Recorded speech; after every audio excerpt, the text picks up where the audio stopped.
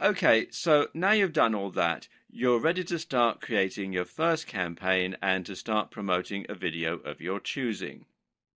Follow these steps to learn how easy it is to start promoting your brand with YouTube advertising. But don't do any of it just yet. We're going to go through this process as a learning curve for now, and so that you understand how to get started.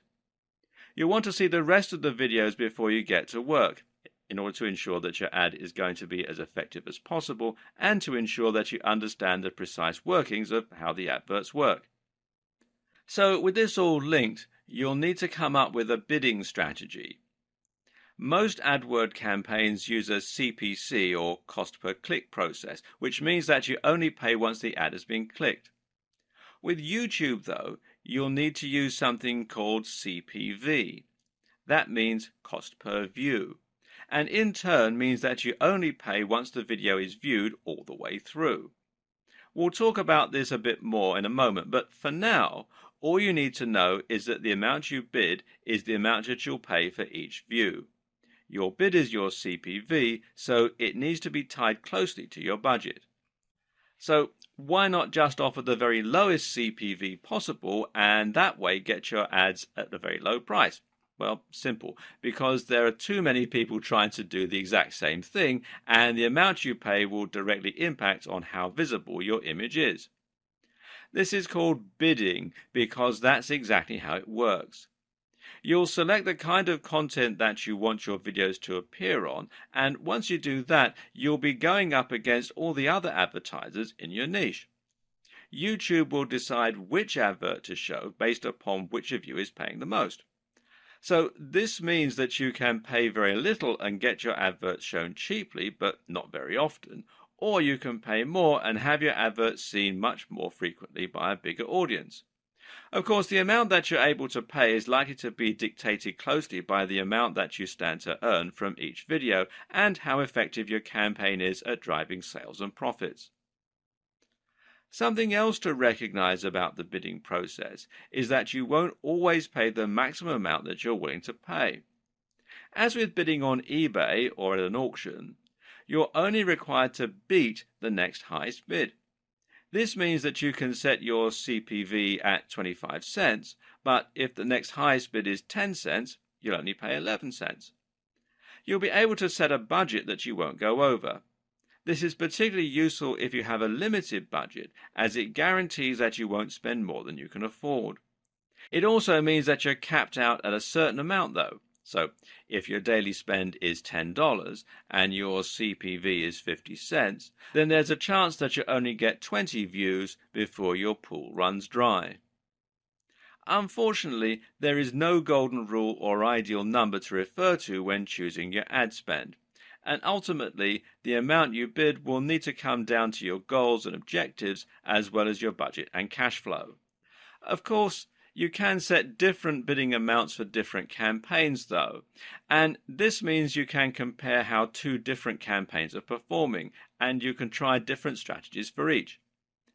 What you also need to do is to generally track the performance of each of your campaigns and to look at how much they're earning and how much you're actually paying per click. You can then tweak the variables in order to make sure you have optimized your strategy. All this means you need to think carefully about how to get the most out of your campaign and how to get the most for your money. Another important factor to that end is your targeting. Targeting refers to the way in which your ads will be aimed at a very specific group.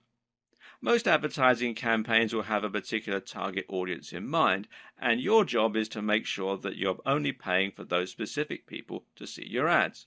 If you are a video game developer and the digital product you are selling is an action platform game, then of course you're probably not going to want your adverts to show on videos aimed at hair and makeup. While there may be some overlap, these two interests are very different and generally appeal to different demographics. If you pay for your ad to appear in front of a makeup tutorial, then chances are that you're going to be wasting your money. So instead, you want your video to appear only on relevant content, and in this case, it means that you want it to turn up on videos like top 10 games countdowns, or let's play videos, or on video game reviews. Someone watching a review of one video game is much more likely to click on your ad and buy your game. On the other hand, if you're selling an ebook on how to do your makeup perfectly, then you want your videos to appear before makeup tutorials and not before Let's Plays. Targeting helps you to reach your specific target audience, and in turn, this helps you to make more conversions and get a better ROI. But there's more to it than that as well. Targeting also helps you to avoid facing so much competition, and this in turn helps you to win more bids while spending less. Put it this way, if your video is targeting a massive niche like bodybuilding, then you're going to be going up against Mike Chang and Jeff Cavaliere, as well as the countless other massive brands. And this means that you'll need to set a very high CPV and your budget will likely run out quickly.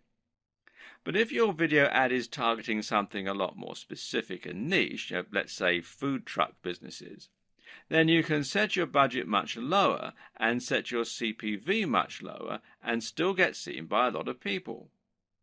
What's more is that this smaller audience is much more likely to be interested in your product and thus convert into paying customers. To set up topics, you simply choose from a couple of thousand different topics. This is somewhat limited when compared to regular AdWords that lets you choose any key phrases that you want. However, in some ways it also gives you a more precise control and it saves time. Some of these categories are going to be fairly broad. These include the likes of beauty and fitness or face and body care. These give you the most exposure but cost the most. But if you dig a little deeper into the subcategories, then you can get more niche by choosing things like face and body care or hygiene and toiletries. Another thing to think about when choosing your niche is just which type of content is most abundant and most successful on YouTube. Some video topics like makeup tutorials and Let's Play videos come up time and time again, meaning there are more videos for you to appear on, and those videos are likely to be higher profile. On the other hand, if you choose something that lends itself less well to videos, like programming, then you'll be appearing on fewer videos. Once you've done all this, you'll then have the option to choose your advert and to set it up.